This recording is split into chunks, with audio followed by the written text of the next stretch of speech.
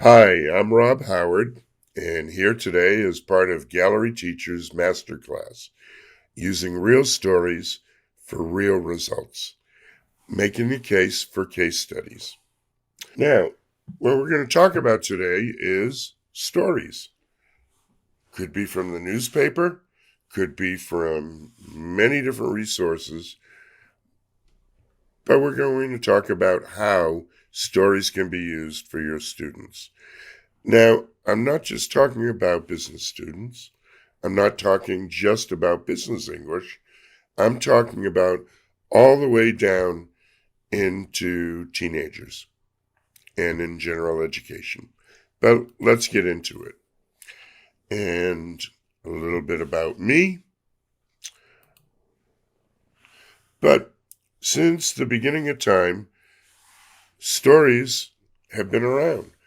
The first English written story from about 700 to 1,000 years BC was Beowulf.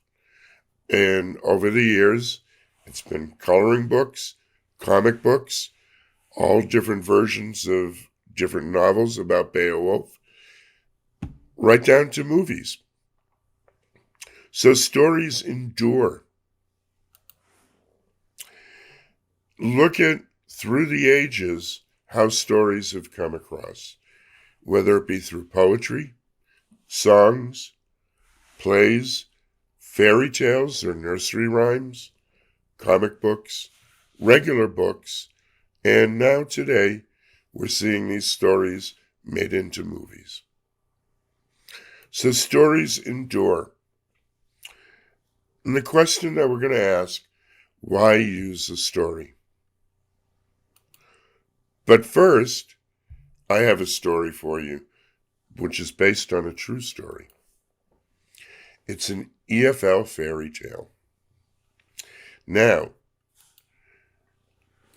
years and years ago, in the far-off land of Galeria, there was an educator, King Jeremy the Harmer, and he was an evil man who liked to rule with a strong iron fist over all of his teachers. But one day, the hero of the story, Prince Robin the Good, came along, and he would make a marked change in education. Now, what we're going to talk about in the story is KPIs. And if you've been teaching with any organization for a while, you're probably very familiar with key performance indicators. Now, these measure different things within the organization. They're used by companies all over the world. They measure things like retention, discipline, intensity, performance, and used properly, KPIs are a way of getting an actual number on performance, in a way of rating and judging performance of employees. Now, one company that I worked for didn't do such a great job with KPIs. One thing, here's a typical KPI. They took intensity, and they said that if you did 80 classes a month, you had 20 students, that was an intensity level of 4. Now, that means if I did 80 classes with 80 students, my intensity level would be 1. Nobody understood how the intensity worked, including the managers, which we always asked for an explanation. Now, another one, which was even crazier, was teacher discipline.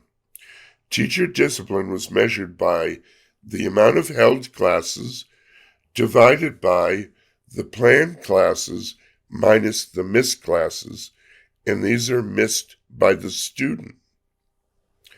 So teacher discipline was rated by whether the student came to class or not. had nothing to do with the teacher. Now, low KPIs can mean this within a company. No bonus money. In this case, they would not give you new students.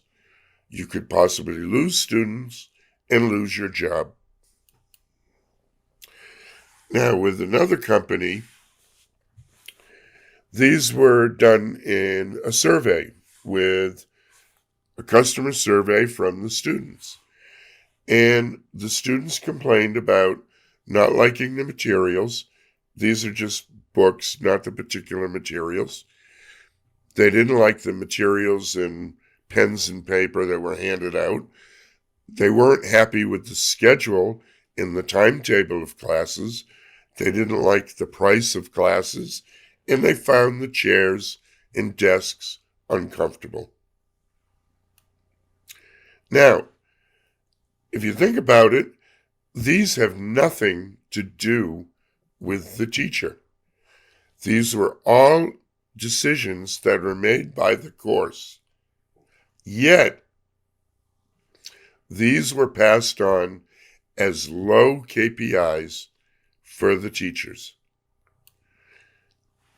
In reality, in this survey, teachers received a 96% rating. It was the highest student satisfaction rating of all 8.5 years that I had been there. And the low numbers that were reflected on what you've just seen, these are all administrative KPIs. Yet, these were used by the owners, the finance people, down to the DOS, to put more pressure on the teachers to do a better job. Evidently, 96% satisfaction in a school with 16 locations wasn't good enough. This is why I like to call KPIs keep personnel intimidated, because these KPIs were used incorrectly to push teachers. So, Sir Robin the Good went out and decided to fight against the administration and the evil king, and fought long and hard until he stood up in the middle of a meeting with the full administration and all the teachers and said, "Wait, KPIs should be valuable, provide real feedback, be pertinent to the situation, be accurate, should be for motivation, not for intimidation, be a fair assessment of performance, and be real." And the result was KPIs were changed. And the evil king was defeated. The end. So, that's a little story, but how can we use this? You know, it's a simple story, and we can take all the facts and we can adapt this story any way we want it to. Doesn't have to be about KPIs. Could be about pay. It could be about getting tenure as a teacher. All different things we can do by adapting the story. We can change the characters. We can change the problem. We can change the situations that occur within the story. We can change the outcome. So, let's take a look at that story again, and we can change this over to students that I work with, which are mostly in the IT industry, where they have pressure to perform better, whether it be internet in the office or production of software apps. So they get pressure trickled down from the owner to finance to sales, down to them. And then they bring in the prince, in this case, tech support, to fix everything. Now, sort of reminds me of the story of Cinderella. The evil stepmom, the evil stepsisters, the prince who comes to save the day. So as you can see, if we start to relate simple stories and start discussing them in the ways that I'll show you later, we're making a transition and we're using this to teach English. So in this case, the fairy godmother might be the Teachers Association, which everybody should be a member of. The prince, in this case, could be a consultant who's brought in. And in the story of Cinderella, as the shoe shows, one size doesn't always fit all. So there's adaptation ability, and we can work with these, and we can work with them at any age. We can start with little kids discussing implications of the story. Now, in order to make stories interesting, of course, they should be personal, they should be relatable, original is helpful, and meaningful to the listener. So we want to make sure that there's interest there in the story that we're using with the target audience that we're working with. Now, this is a warning. I know some of you may have uneasy stomachs, may be a little queasy, so viewer discretion is advised. You may want to cover your eyes. I'm bringing up something very rotten. Case studies. Case studies. What are case studies?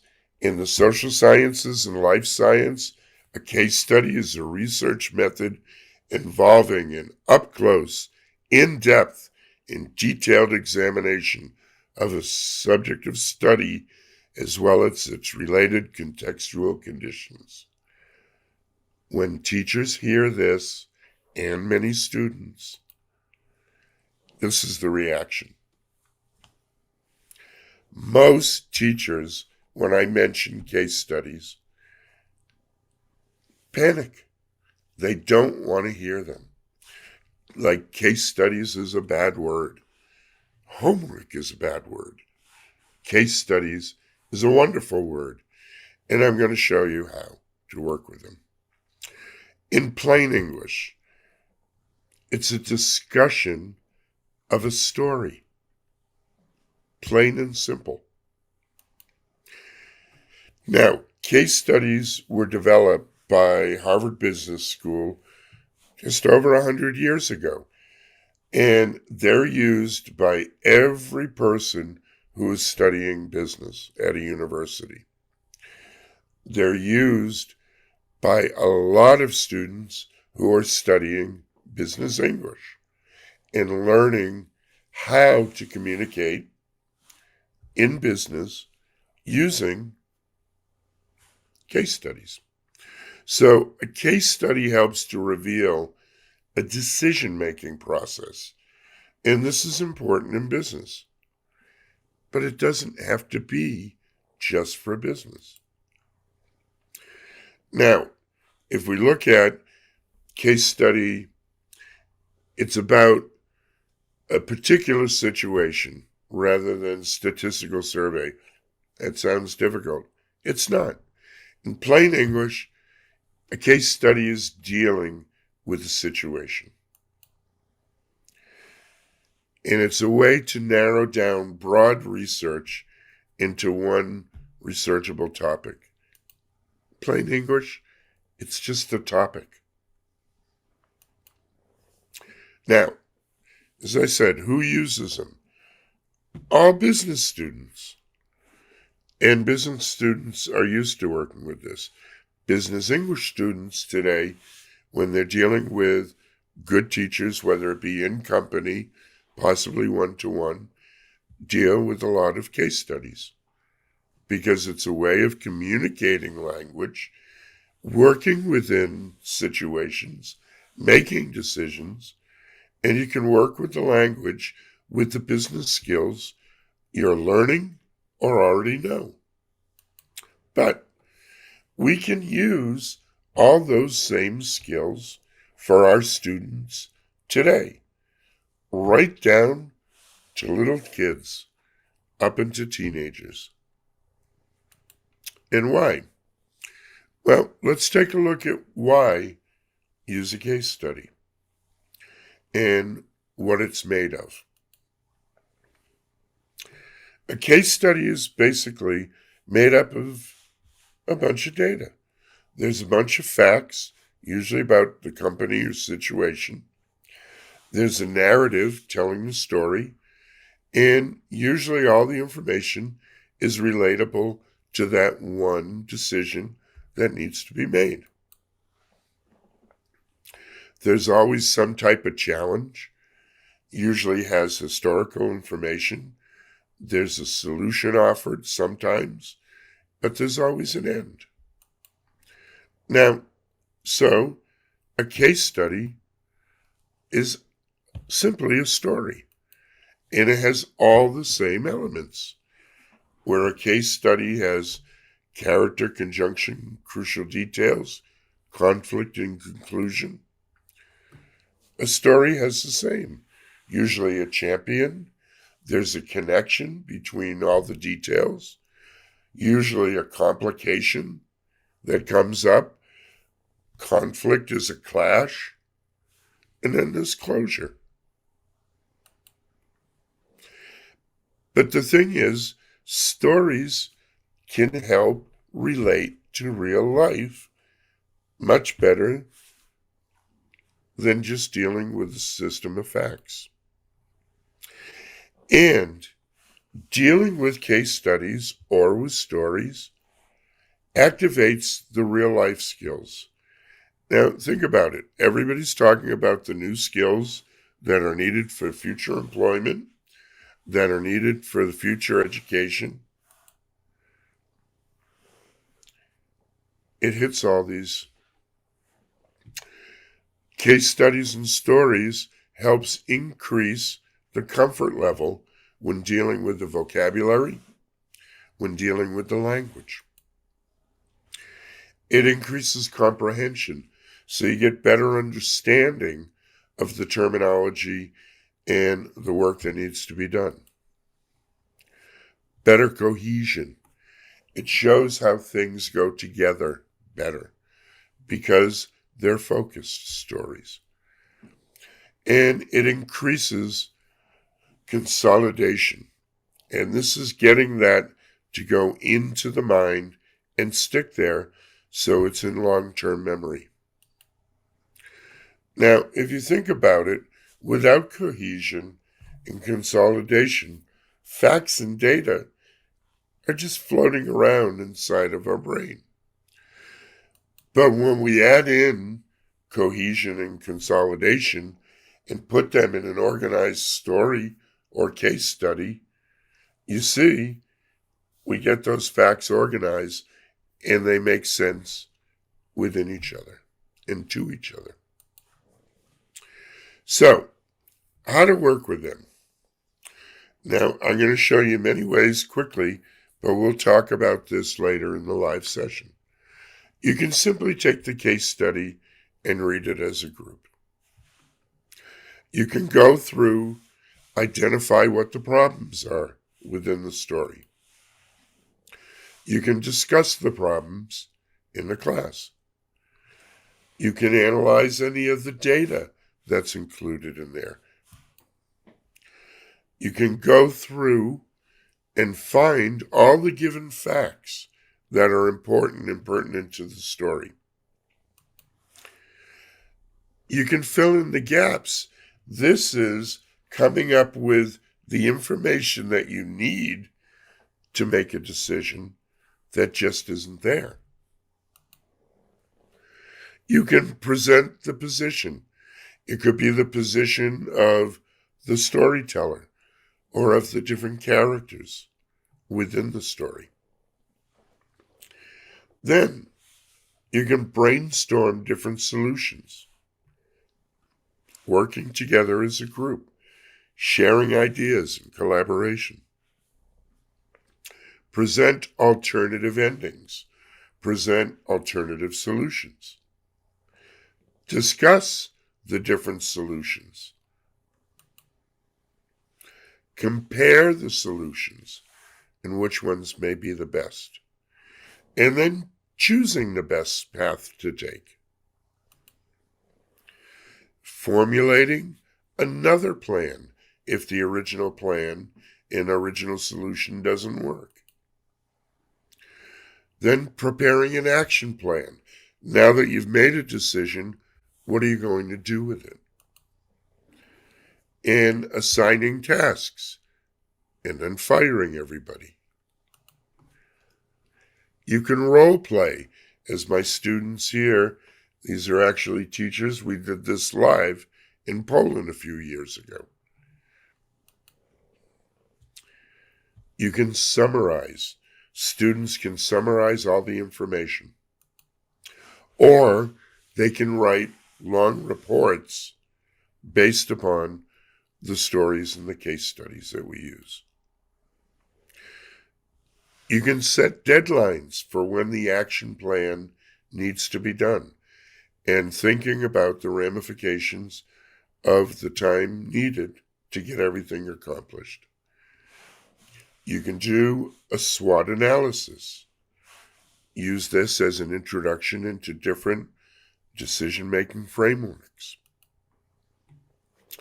Use it as a source of information for presentations. And go back and reflect on the story individually, as a group, and do so much more. So, this is a list of just 22 ideas that you can do. There's much more. One simple case study could give you a semester of work if you wanted it to. So, the greatest thing about case studies, they're rich in content because they've been well written to have all the facts there. They're rich in context because they make sense and they're relatable. So they become meaningful to the students when working with the language or discussing the story. And as I said, they're relatable. Best thing is working with stories that your students, as your audience, can relate to. So, you can design your own case studies by coming up with subject, setup, story, summary. Just like designing a story. You have a specific problem, 4 to 5 details, the plot, and the ending. Now, another quick story. Where do you get the information for case studies? You can get them out of course books. You can get them online. There's thousands of different sites where you can get free case studies to work with. But you can also get them from your classroom. If you're working in company, you can get it from their company and from their history. So you can get this information from your students, their stories, in real life, the situations that happen with them every day. So, case studies. Years ago when I was in Brazil, I was called in to give classes to this quasi-governmental agency, which was in charge of the bus companies within Rio de Janeiro, responsible for moving over 8 million passengers a day. Now, the structure of the company was like this, and I was called in specifically to work with the directors. And I worked with 6 of the 7 directors because the finance director did not speak any English. So I ended up with 6 B1 to C1 students in a mixed classroom and worked with them for a few years. Great group, but they had 2 rules when I started. They said no course books and no case studies, because it come to find out that they had been doing this and tried other teachers who used course books and tried to use case studies unsuccessfully, and they hated it. So I was left with this challenge. So I decided we would discuss the implications of different things that happen within the company, devise solutions, and role play. And this started, and it later evolved. So here's my class, and what I came up with one day is another true story. I used to take the bus to get to their location, and the buses would always come by one after another, and they'd be filled. And I'd be waiting there between 45 minutes and 2 hours to get a bus, because during rush hour, they weren't staggered far enough apart. So I was constantly late. So I wrote this email, and me being the customer, I sent it off to customer service department. Customer service went through, figured out what had to be done, figured out where to go next, and sent it off to the logistics department.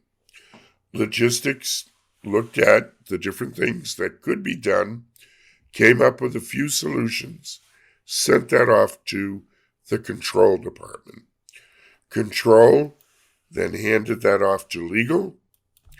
When legal approved it, they would hand it off to the marketing department, who would get back to customer service and get in touch with the training department. Customer service would get back to me, the customer, with the solution, and training would go on to talk with all the drivers so they could implement the changes that were taking place. So what we did is we took one problem and saw how it worked within the entire company. And what we got was controlled practice of actual language that they used. It helped to build confidence, being able to talk and write about it. They, of course, improved Lexis, and it was pertinent. Now, we developed materials. What we started doing is we started documenting these. And by documenting these over the next couple of years that we worked together, we ended up with a huge amount of different types of case studies that we generated on our own. And what we used is we took those case studies that we built, and the next classes, when we moved down into the management level of the company and started teaching more classes there with other employees, we had actual case studies that were real and built for that company. Extremely valuable. So they were engaging, they were compelling, and they were actually built right there. Now, think about it. If you see the news just this week or last week in the United States, high school students staged a walkout. It's a great story. There's a lot of information on this, and this is something that's going to be discussed by schools everywhere for years to come. Discuss this with your students. Here's more you can talk about. Using cell phones in the classroom. Most educators say it shouldn't be done. But you know what? The next generation has a lot of good arguments for it. Work with it. We always say, don't cheat. Don't look at your partner. But you know what? Then we say, you need to learn to collaborate. So maybe we should start arguing the difference between what's cheating and when to collaborate. The argument of, why should I memorize information I'll never use when I can easily Google it? So, as you can see, all these skills are the things that we see as soft skills, 21st century skills, real skills, skills that are going to be needed for employability in the future. We can be working with these now with younger students. So, how do I use case studies? We'll talk a little bit more. Here's 22 different ways. So the question, why use case studies? The question should be, why aren't you using case studies? I feel that most teachers shy away from case studies. Number one, they don't know what they are.